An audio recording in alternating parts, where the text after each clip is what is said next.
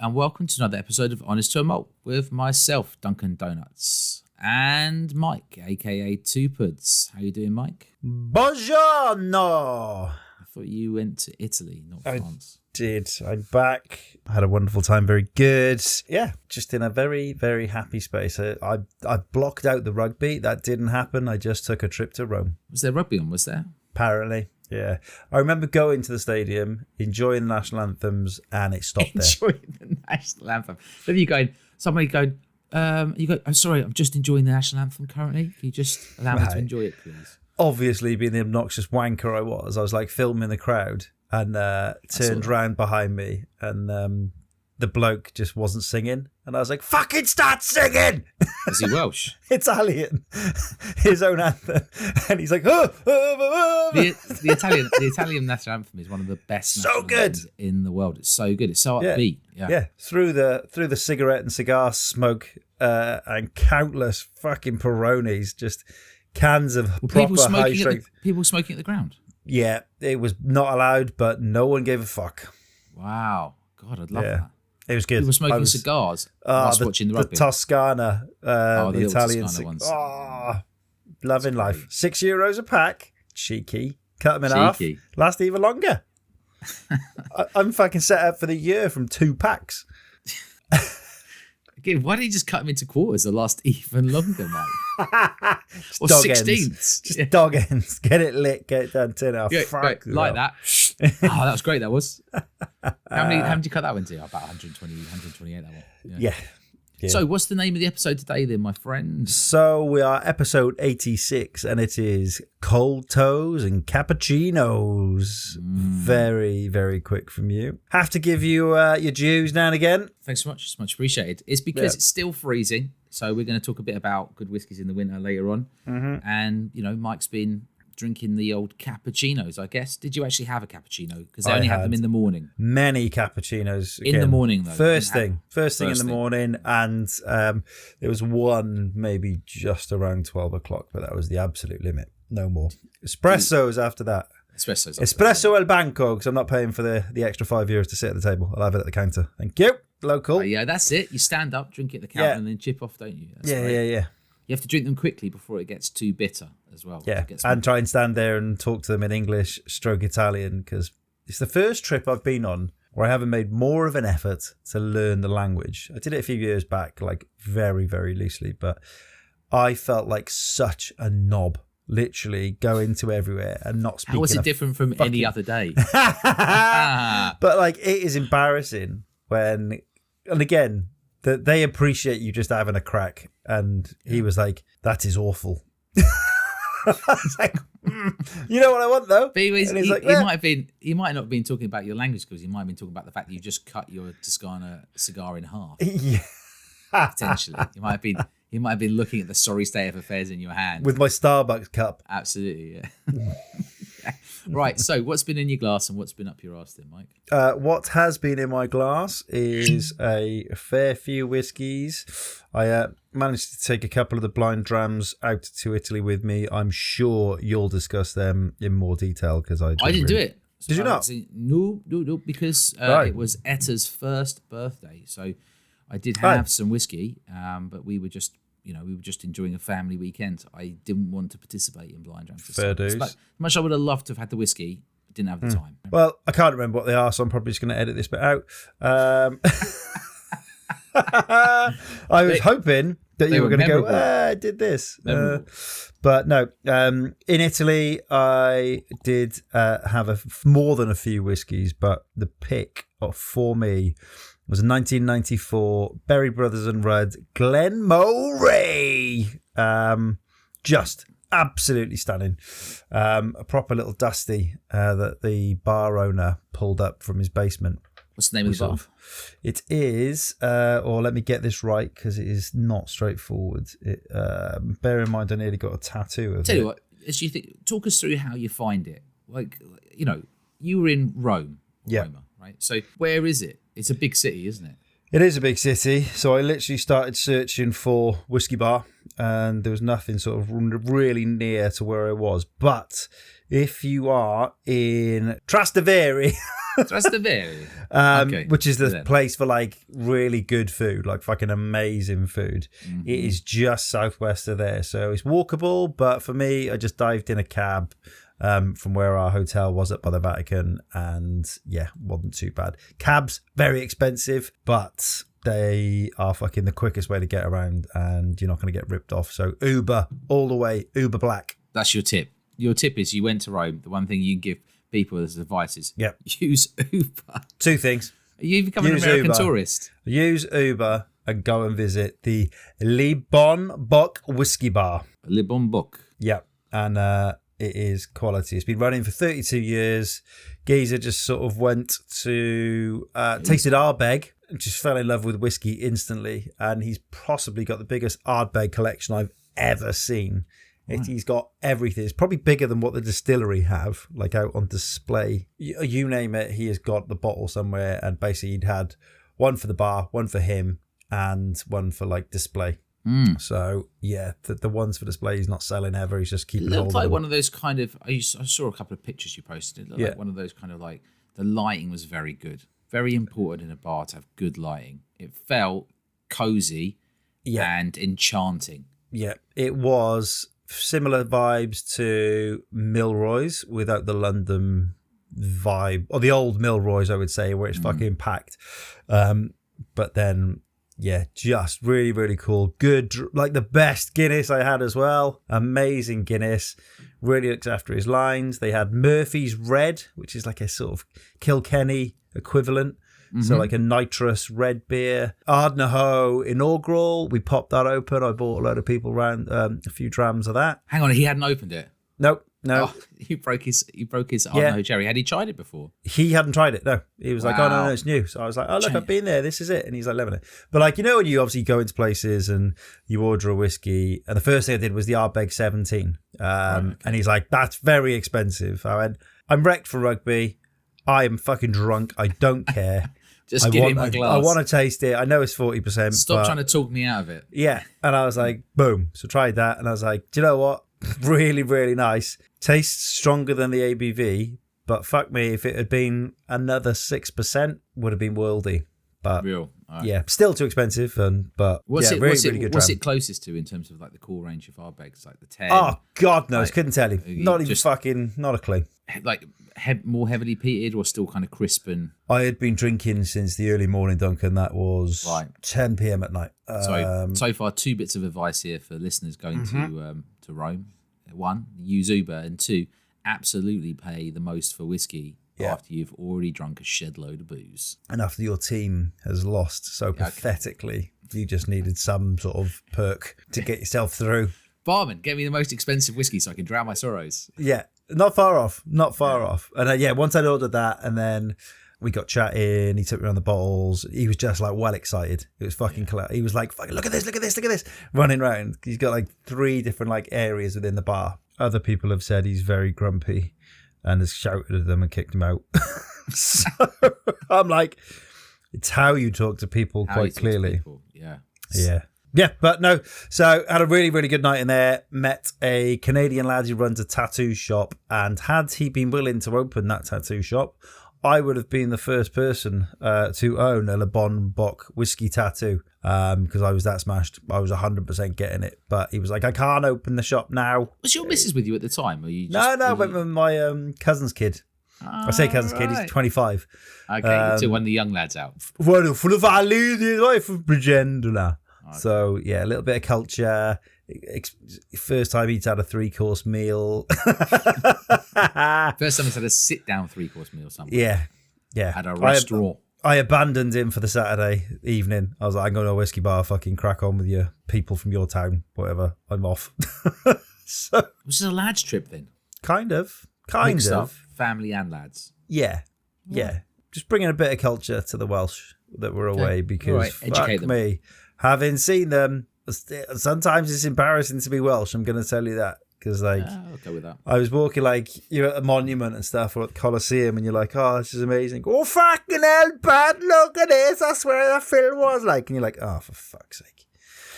Yes, you've got two English now. Two English. Oh yeah, people tell me all the time. But two English. You've got that sort of conservatism that's crept in. Yeah. Mustn't upset the apple cart. Oh, 100%, 100%. But yeah, I mean, I'm not saying you need to get back to your Welsh. Get back to your Welsh roots. Get back caveman. But yeah. So that's been in my glass. What's been up your arse then? Well, what's been up my arse? I did say to you, I've got a couple of ones, and I think you're going to enjoy these. So I've got three now that you've reminded me of the next episode that we're going to record this next week. So 2001. Firstly, Royal Mail. We're meant to pick up some whiskey samples from my house today. Didn't bother. And I watched him outside literally not come to my address, just drive off. And then seconds later said, yeah, we tried to knock and you weren't in. I was like, what the fuck? Straight on the phone to customer service is kicking off. So and I was like, I want a refund. He's like, well, technically, we haven't tried to deliver it yet. It's a collection. I said, I've paid for next day fucking special delivery. You have to wonder when they get to the house what stops them. I reckon they just couldn't find it in the back of the car. He was picking it up from my house. He had to come collect it off me, put a sticker on it, and take it with him. Sacked it off. It makes you wonder why, if he's already got there, why he would then just chip off. Exactly. What a wanker. So I've complained about him specifically. And they went, yeah, well, okay, yeah, you can have a refund. We'll send it in a check. I was like, a check? No, people don't even accept you. That's like one step away from them sending it in food stamps or postage stamps to you. There you go. Let me just get this ration book out. Here's 4 fucking slices of butter. Would you like a refund in first or second class stamps, Mr. Two Puds? Yeah, and I mean, I'd like it digitally to my account, my just PayPal as extra account compensation. We're going to give you another £20, so we've upgraded you to a pot of jam. Fuck you wankers. So that's one thing. We're gonna send it to you in an envelope, and however much it is, £10, I think you said. But that's it. We're gonna buy £10 of sparkling glitter. Yeah, and we're gonna put that in an envelope and post it to you. But it's going to be 5 pence less than the postage cost, so you have to pay to get that fucking glitter and then make the Royal Mail back some money. You bastards! So actually, hey, no one's done that to me yet. No one's sent me whiskey samples yet and put glitter. You know, like when you put glitter on a card and you open the card up, and it just pours out. Why would you say that? I might do that to the next person I send whiskey samples. Just put loads of glitter in the box. Fucking horrendous. Yeah. You know, when they have to open it up and they're like rummaging around. That's a game that could get really dangerous if you send in samples out back and forth. Just glitter going everywhere. Fucking hell. Ugh. So that was one thing. Second thing that annoyed me, obviously missed out on Burns night, so I went and bought a haggis, followed the instructions, cooked that, put it in a little, wrapped it in foil, put it in the oven, in a water bath, 2 centimetres, even measured the water. Right. Went upstairs, alarm went off on my phone, 2 minutes to go. Come downstairs, the motherfucker had exploded.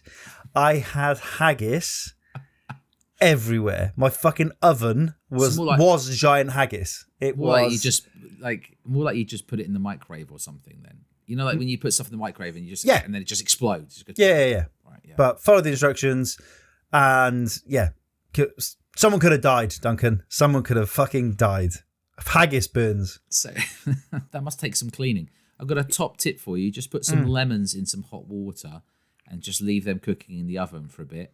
Oh, no, I spent 2 hours cleaning it, swearing. And then you can just scrape it off. No, I was very, very angry. My oven now looks absolutely fantastic compared to what it was. And then the last thing is literally what's been up my arse, and it is my finger. I was in work using the facilities and tracing toilet paper. Nothing worse. And essentially, it's gone through about fucking 6 layers of paper. And I was like, fuck. So you keep changing this story up because, you know, I heard from somebody else that it was only 3 layers of paper. So.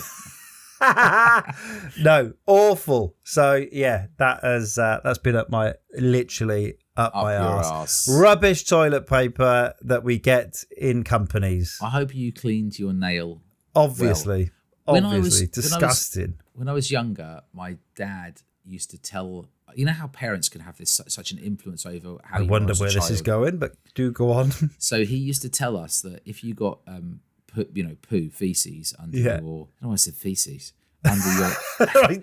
It's fucking science time with Duncan. This always happens. If you swear a lot, I swear less or not at all. To create some sort of balance in the universe. You're using up all the swearing at the moment. So if you get poo under your fingernail, what happens is it can like go back. I don't know if this is true or not, but like it can sort of go up, and then it can cause you to get worms. Right now, I've never looked. Honest to God, I've never looked up if this is true or not. But this got in my head so much as a kid. I used to come down and I'd be like looking to my nose, going, can you see if there's any worms in my stomach? Can you even see? And I'd be like looking in the mirror to see like if I had worms in my stomach. Oh, what the fuck, man? Well, lots of people do have worms. I just don't want to have worms, man. I mean, No, I think it's more as if you get poo on your finger, say, and then just went and licked it. in your mouth. That makes more sense. Yeah, than it rather going than up your them nail. burrowing, growing under your nails. And You don't want under your nails anyway, do you? But I mean, the idea that you could get a bit, forget about it, and then just sort of creep up your nail. I'd be super impressed if they could get under your fingernail and find their way to your intestines. That would be fucking outstanding. Fair play. I don't. When you're a child, you don't challenge these things. You just kind of go, right, okay, that must not happen. Lifetime fear engaged. So you've got Royal Mailman let you down. You've got Exploding Haggis. Yeah. And Poo finger. Poo finger. Right. Well, you've had quite the week. Quite week and a the half. week. Yes. How about you? What's been in your glass, and what have you? What digit have you used? Well, my hands are clean, and I actually gave in, and I got the Thompson Brothers TB/BSW, aged over 6 years, rested and bottled in Dornoch, product of Scotland, 46%. So one of those, that well-known influencer, Mr. Bertolo of Smedland, he was saying that he doesn't think there's a better bottle than that for the money. He was, to a degree, tongue-in-cheek, questioning our love for Prohibition, Cutty Sark, which I still think is great. Yeah, saying he's wrong on that one, but saying he thinks this is the best value whiskey in that space. So I thought, I'll get a bottle. I got a bottle. It's very good. I got another 2 bottles now. It was like 31, 32 pounds, something like that. But because it's Master of Malt, I got it from Master of Malt, and therefore I didn't have to pay postage. I have it in my glass now. I can confirm it's been shared. The bottle's almost gone. Probably I had most of it, to be fair. And it's kind of like very sherry wood. It is a little bit of berries, some caramel chocolate in the palate. It's very good. It is really good. I think I've got one in the cupboard somewhere. Just tucked away. If you've got yourself one, you should pour one now if you can find it, and then we have a gander. And then you can decide. We can jointly decide what our view on it is. I can see it. I don't know if it's the same one. Ah, that was my knee. It's another thing up my ass. He has got a bottle. Of course he has. Yeah, there we go. Yeah, have yourself a cheeky pour of that. Yeah, you've already done half the bottle. Yep. Jesus, I have done. I actually didn't think I'd gone to that much. So shows something good. Whilst Mike pours that, I also had it was Etta's first birthday, as I said, and went to a local pub. It's actually owned by Frank Lampard's dad, Johnny Lampard, Mr. Senior Lampard, and they don't have a good choice. They really need our help with the 3 whiskies behind the bar. So I just gave in and just picked Johnny Walker Black because you know what you're getting, 40%, right? Because there's nothing really that I liked that much. The other ones, and it's a little bit of smoke, isn't it? Nice sweet whiskey. So I had a couple of those, had one with Dad, had a couple of pints of Guinness. I will say they do a good Guinness in that pub. I've also been enjoying the Irish bottle. I've got more into the Glendronach 21. Shared a glass with Maria, and I also had a pour of that over the weekend. I've been mostly drinking sherried whiskey. And that Irish one, that £35 one I got, which I can't remember the name of now, but it's the one which is a sort of mixture of malt and grain, kind of aged. I almost gave in and bought a whole bunch of stuff from Scotch Whisky Auctions, or on last Sunday, and then I didn't because I think there's still some good stuff out there at retail in sort of discounts at the moment, and I think maybe the fees are still just a wee bit high. So, what's your thoughts on this Thompson 6 years old blend? What I would say, I've been drinking the Springbank Amontillado. That is less funky, obviously. Packed full of raisins and chocolate. What a fucking, those 2 whiskies go so well together. That would make a lovely blend. They're very similar, slightly different profiles. Bit more fudgy, just a banging dram. Just an absolute banging sherry dram. wood strong, isn't it? It's it reminds me of, it's not the same as, but I quite like the Cavalan sherry wood or triple sherry, whatever it's called. Yeah. And that's about 75, 80 quid. I think if you're having them blind, I think this would be really giving that Cavalan a run for its money, which is also 46%. Yeah. I think you might be hard pushed to say which is your favourite. But what I will say is there's about a £45 difference between the two, right? So the Thompson's Brothers blend is exceptional value. It would be good to do it in a blind where we didn't know what they are with the Cutty Sark Prohibition and something else. Oh, man, I wonder what's in that. I got 2 other bottles of it now. I've bought 3 bottles of it. So I've gone from, I think I had tried it in a sample, but I just hadn't really paid attention. And you don't really get to know a whiskey until you get a bottle of it. No, definitely not. So, but that said, I'm doing a whiskey exchange with Brian from Twitter, Northern Ireland Brian. I think I've had a package delivered from him. Yeah, possibly. You've still got some drams from Brian. I've still got the first time. Yeah, we still haven't met in person since then. We have, but we just keep forgetting to bring stuff. But we've got loads of stuff we have to do in swapsies now. Yeah. So he sent me some drams. I haven't sent him the drams back, but I know what I'm sending him back. So I've got to pull my finger out. Yeah, out of your ass. There'll be glitter in that box. I'd like it if you listened to this pod after he'd opened the box and experienced the glitter. That'd be my absolute perfect scenario. You fucking bastard. So I've poured one of the samples that he sent, which is the Lakes number 7. He said, what would you like? And I had a look for his little, his collection. Not a little collection, actually. And I thought, do you know what? After panning the Lakes recently... Hey, we didn't pan them. We just said they need a bit more direction. Okay, but we did say that the number 1, number 2, number 3, those expressions are always very good. So I thought I'd try the 7 and see. So I've got that poured. So we'll see how that goes. What's been up my arse? Something I can't talk about. The school run's been very stressful, but I won't go into any more detail. if you know, you know. I know. Bathing Leo. His hair's got so long and we refuse to cut it because it's winter now and he's probably freezing. And so when you're going to bath him, it takes ages, and then drying him takes ages. This is standard stuff. What's really been up my arse is incredibly trivial, and it's something that, when you're too lazy to sort of just fix something. Yeah. You ever get that? You're like, put up with the problem. So I've got these, I wear a lot of these Asics running shoes called Gel Cayanos. And once you've worn them a lot, the laces just get thinner and thinner and thinner. And to the point where, when you double tie them, sometimes they get themselves tied into such a knot that I have to sit down and spend like 5 minutes unpicking the knot. And, you get back, you take a shoe and go, tight. Because when you're undoing it, because the laces are so thin, when you undo it, it doesn't undo properly and it manages to tie itself into another knot. And then you're like, I can't be arsed with this now. So then you put your trainer down, you go inside, and then you come back to go, I'll wear those trainers again. Because I don't have 14 knots. I'm not Jay-Z. I haven't got 150 pairs of trainers. Right? I've got like 2 or 3 pairs of trainers. Just go run in your fucking sliders. You love them so much. I do love sliders. If only I could run in them. That's what's been up my arse. It's the disappearing shoelaces. I need to change the shoelaces on those trainers. And the mysterious knots. And mysterious knots. Actually, with trainers, something always goes first. It's either the laces and sometimes it's the back of the trainer. When you push it. Yes. And on these ones, credit to those running shoes, the back hasn't gone. Stayed strong. My Timberlands, which are coming up to 9 years old, the back inside finally collapsed and just completely broke down the last week or so. Broke down. You I was like, these for so long. They were they were like house slippers. Were they your first Timberlands? Yep.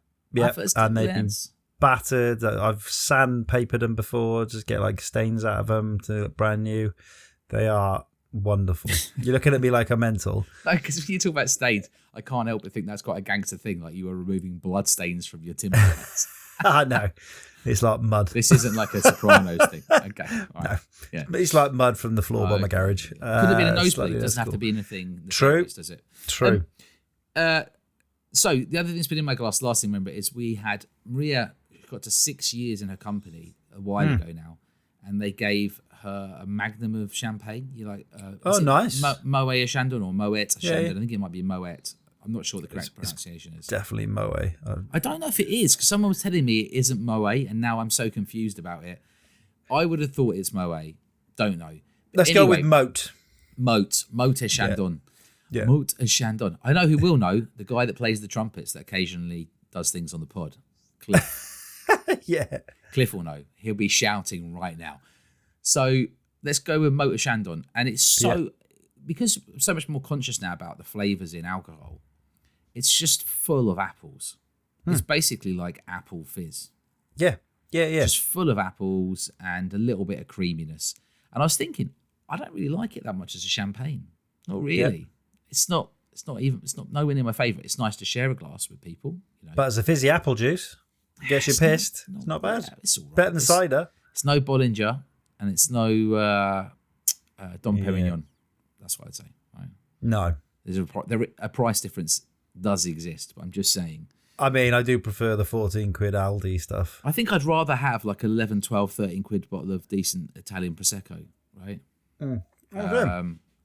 Aldi champagne, decent. Oh, there you go. 14 quid. Can't go wrong. So, one other thing I was going to say is I'm feeling really good at the moment. And for no other reason than I have about 3 or 4 bottle kills lined up. And I feel like it's been a hard slog to get here. It's not like I'm not drinking whiskey. I am. But sometimes you're having a glass and it seems like none of your bottles really go down. And then out of nowhere, Mike, You got 4. I suddenly got a Talisker X Parlay on its last legs, like a smidge left. That letdown of a Boysdale, the 25-year-old. Oh yeah, the bunner. Yeah. Shite. That's right near the end. The Thompson brothers has been smashed in that Irish bottle. They both got few. What's the pours Irish bottle? Have you got it there? It's It's going to annoy me now, but don't worry. I'll find it. It's got some silly name like Anchor or Anton or something like that. It's got like a weird name that probably means something. It was that one that was like the 2019 blended summer edition, limited amount of bottles. So we've talked about it before in the pod. It is incredible, that Irish whiskey. And I'm going to really miss that bottle when it's gone strongly. So I'll be looking out to see if I can get another bargain. But what I'm loving is it means I'm going to be able to get another 3 or 4 bottles into the cupboard. Crack, because I've got a fixed number of bottles. And when I hit that space limit, that's it. It's buy-in time, or it's like, have you got them stowed elsewhere? I'm going to pull them off the subs bench. Yeah. Yeah. What are you it's thinking? Exciting. Is there any... I might open that Lagavulin Fischl, one that we got from Whiskey Exchange. The 2023 tequila. No, it wasn't that one. It was sherry and port, I think. Oh, okay. Yeah, I might open that, and I might open another Whiskey Exchange one, which was the one with the funky 3D label, which was supposed to be a Glenfarclas 20-year-old single cask. Why not? Nice. Yeah. Fuck it. Get them open. I'll replace this Thompson Brothers bottle. So it's good. So I'm excited about getting a bit of new blood into the cupboard. It's not like this. Sometimes it feels like there's not choice when there. I have this stigma when I get down to half a bottle left. If I like the bottle, I like to just leave it for a bit, like 6 months. Yeah. So I drink it down to halfway and then I just leave it, knowing it won't really change that much. I think like we've got too much choice. Yeah, but probably. Even then, I'll go in and I'm like, I need more just straight bourbon casks. So I go to like the one cupboard, it's like peated, or sherry, like, sherry. Bourbon, sherry. I don't want sherry. I just want something really simple. I just want a nice, straightforward bourbon. I was like, if I'm having to hunt for it, means I haven't got enough. It can't find its way. It's somewhere, but you can't locate it. Or it could mean you don't have a good enough ordering system in your cupboards. Right? Yeah, well, it could be that. I mean, there's a lot of probably bourbon casks, SMWS ones, ticking away at the back before they decided to just entirely put their money into sherry. Right, we've got a letter from a listener. Fuck's sake, yeah. Yeah, well, you'll be even more annoyed when you find out who it is. I'll just read it verbatim. Dear Honest Tumult, hope all well. I called in to say hello to my local whiskey man yesterday evening. I had a chat and bought some Greek vermouth and Greek gin. I noticed he had a few bottles of Glenglassaugh in stock. Topical. That led to a discussion on pronunciation. Please, could you ask Mike for the correct pronunciation, as we all know Duncan can barely speak English. Also, is it worth going back to buy a bottle, TIA, etc., Sav in Greece? So, Mike, what would you say is the correct pronunciation? Glenglassaugh, is it not? Glenglassaugh, I think, yeah. And would you buy a bottle? Well, haven't they stopped production? Yes, they've slowed it right down. That's why it's topical. It's topical because they're basically going to not produce whiskey for like 7-8 months of the year. Yeah. I'd probably not buy a bottle if you're slowing production down, and that means people aren't buying your bottles. Is that the best? That's a big no for me. Unless it's heavily discounted, and then I'm yours, baby. I am a sucker for a discount, so... Yeah. So unless it's discounted, don't bother. I wouldn't. Unless it's... Again, I haven't drunk enough of it. I've had samples of it and stuff, but... I've had some of it, but it's nothing that I've ever had and gone, wow, I have to keep drinking this. So no, if it's getting mothballed, there's a reason. Is what it is. Did you see Somerton and the Mighty Dan are the next release that's coming up is an 18-year-old, and he's only gone and been a bit of a tease. Ooh. Yeah, this is good. So I didn't see it, but this is great. This is a challenge for you. So Dan was a bit cryptic. What he said was the next release coming up is an 18-year-old who's already shared more than he would normally share. And he said the RRP is $89.99 and it never sells for less than £83. Oh. What am I? And he basically called people out to say, have a guess. I would have no more information, no ABV, no country information, no regional information. Yeah. Glenmurray 18. Do you think? Have a look at the pricing now for that. My guess was Speyburn 18. Some people were really hoping it'd be Lechig 18, but I don't think it will be because that sells for less than £83. You can get that for 78 or even 75 sometimes. 85. Oh, no. Oh, what's that? £79, no tax. A drink finder, 80 quid. Is that with tax? A Glenfiddich 18, yeah, which is 40%, which would be super controversial because it's such a low ABV. That kind of ticks the boxes on the RRP and potentially the lowest price. And I've got an outside shout that it could be a New Zealand single malt, which you can also get for sort of sub 100 quid. I'd be surprised at that. Probably because it's not amazing. So I think it's either Speyburn 18 or random New Zealand 18. I'm staying with Glenmurray. Well, we'll know by the time of the next pod because I think it's being delivered on the 20th. So we're getting sent out from then. It's good. I mean, look, the membership's 60 quid now rather than 50 quid, so it's gone up. But, you know, he's sending an 18-year-old to everyone. It can't be that bad, can it? Yeah. I've got a question for you. Have you seen, you know, when you're like, okay, you've got a bit of spare time in the evening. Nope. And you're always saying you've got loads of free time. And you try to dig up a good film to watch. Yes. Yeah. So I've watched a few recently, but one film that I'd never seen, I couldn't believe I hadn't seen, which I thought would be garbage, turned out it was brilliant, was 2012 Dread, which is, I was like, well, I've seen the original Judge Dredd. No, that's the original. That's probably from like the 80s or 90s or something. Yeah. Yeah. They did a version which has got the guy in it from, I think it's the guy that plays Butcher in... Yes, it is. Carl Urban. Yeah, so it's Carl Urban. So you can't really tell it because he's wearing a helmet the whole time, but he's quite dry. So now I can see it having reflected back on it. I enjoyed Dread. That is your classic action movie. Not too much dialogue, right? It basically, they go in and they end up stuck in a giant tower, trapped with people trying to hunt them down. Yeah. That's the script. That's it. That's the script. Where'd you watch it? Prime? Just Prime. Amazing. Yeah, that's my top film tip. Really easy viewing. Loved it. More films like that. If you've watched something which is as good as Dread, like as in a sort of slightly brainless yet still captivating film or movie, if you're American, then tell us.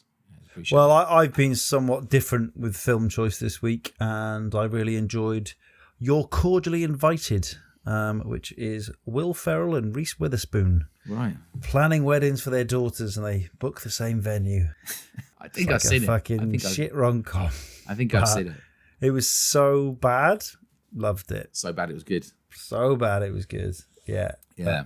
If only that was true of some whiskies, you could say they're so bad they're good. But it's not true, is it? It's just so bad they're bad. Yeah. But I did struggle with also seeing Reese Witherspoon and Will Ferrell getting it on. Because I don't know how old Reese Witherspoon is. 48? Will Ferrell is 57, but looks like 90.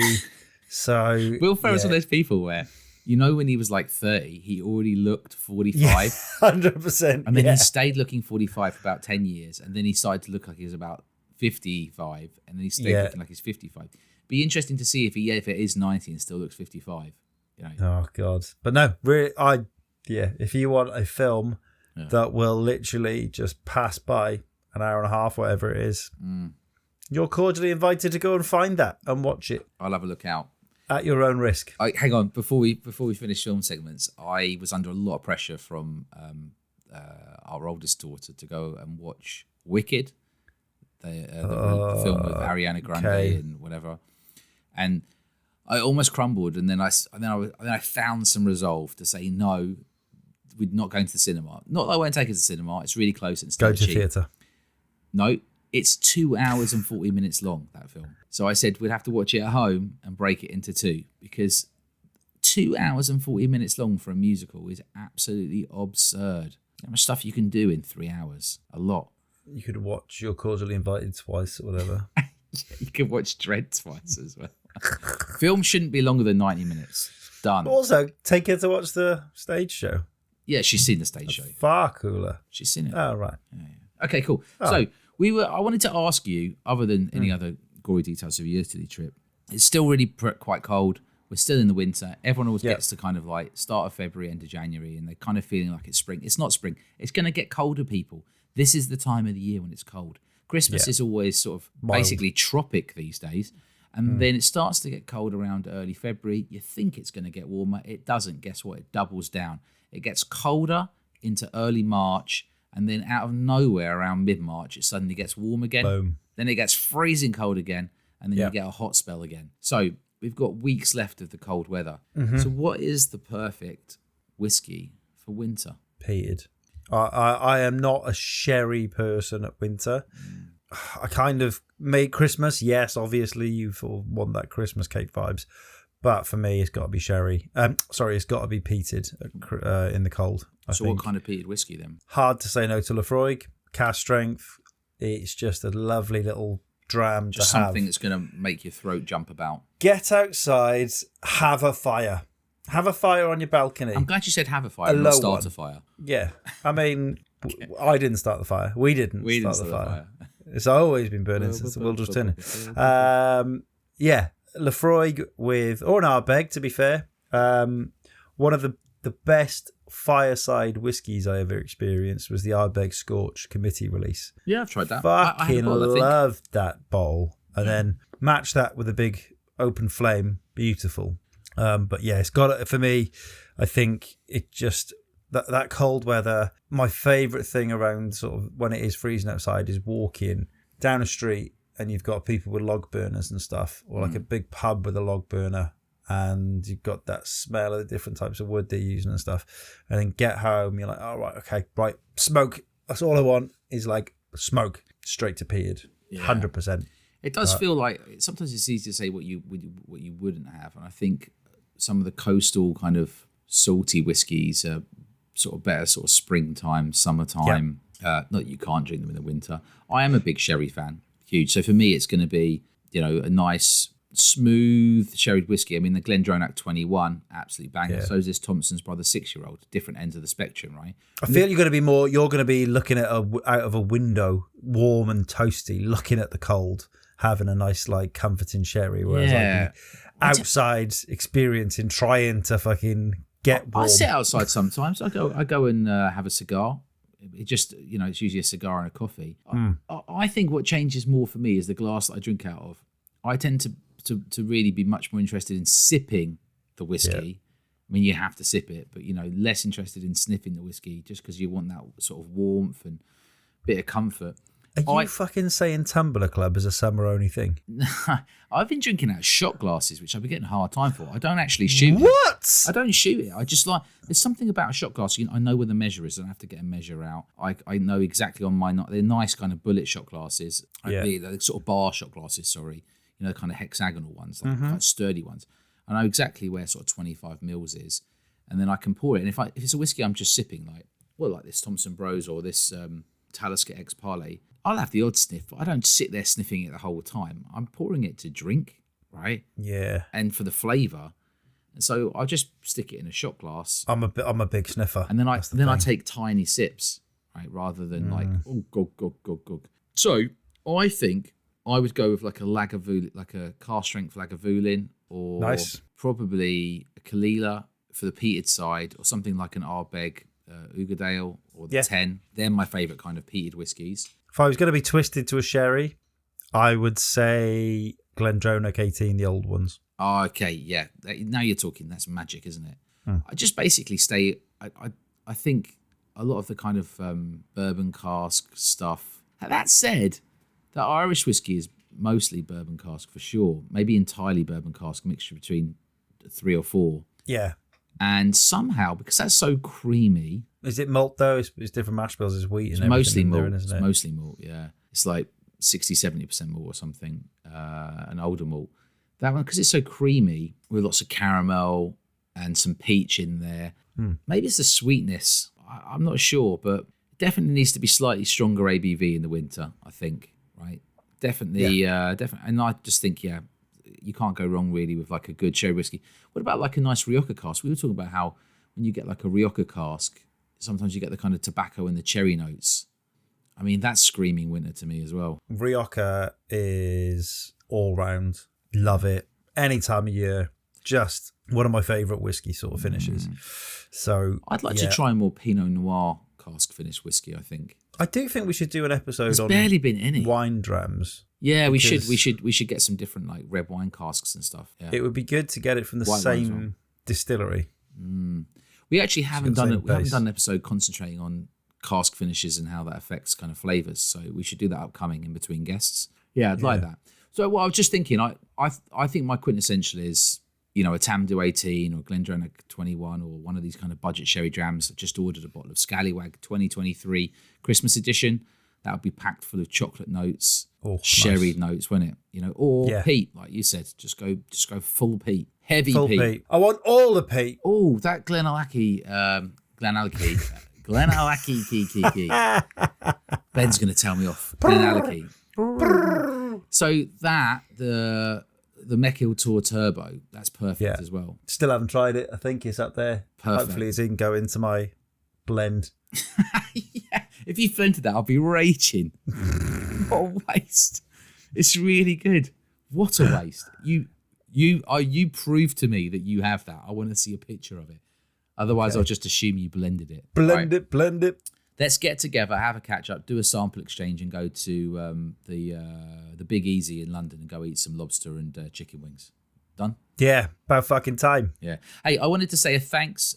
We've seen a few extra people give the reviews to the pod. Much appreciated. So thanks very much from us for that. Thank you for giving us 5-star reviews. Also, one for you, Duncan. You've had an email come through in our mailbox from Derek from the Glasgow Whiskey Show. Just saying thanks for giving in the shout out. I don't know if you've seen it because once I read it, you can't see it, and it's a bit of a pain in the arse sometimes. I haven't seen it, no. But go and have a read. Love email. And thanks for giving us the shout out, for giving you the shout out at the Whiskey Festival. Can I finish on a bombshell? This Lakes number 7. It's good. Yeah. But it is good. Lakes are dead. Lakes are dead. Bring out your dead. Bring out your dead. It's a really nice whiskey, but it's not screaming exceptional to me. It's screaming good whiskey. Slightly orangey. The maltiness has died down in this one. There's less biscuitiness. Little spicy, little sharp. Doesn't want that sharpness in it. That sharpness is not what you're wanting from a sort of a whiskey that's sort of 75, 80 quid. European oak? Maybe. I haven't looked at the makeup. Has a nice finish on it, but there's a sort of sharpness and quite a sort of citric note that goes through it, which I'm not sure really is what I was expecting. So orange oil's in it too. Quite citrusy, really. Fair dues. Yeah. So no, that's a no from me. Bring out your day. Cheers, Brian. All right. Over to you then. So thanks for listening, everyone. You can find us in all the usual places. We're on www.honestomalt.com. We are on social media at Honest to Malt. Duncan's on at Whiskey Tip. I'm on at Whiskey Wings. If you like the pod, pop along, give us a 5-star review. Thank you for those that have. We will catch you on the next one. Bye. Bye. Bye. All right, let's go. 1, 2.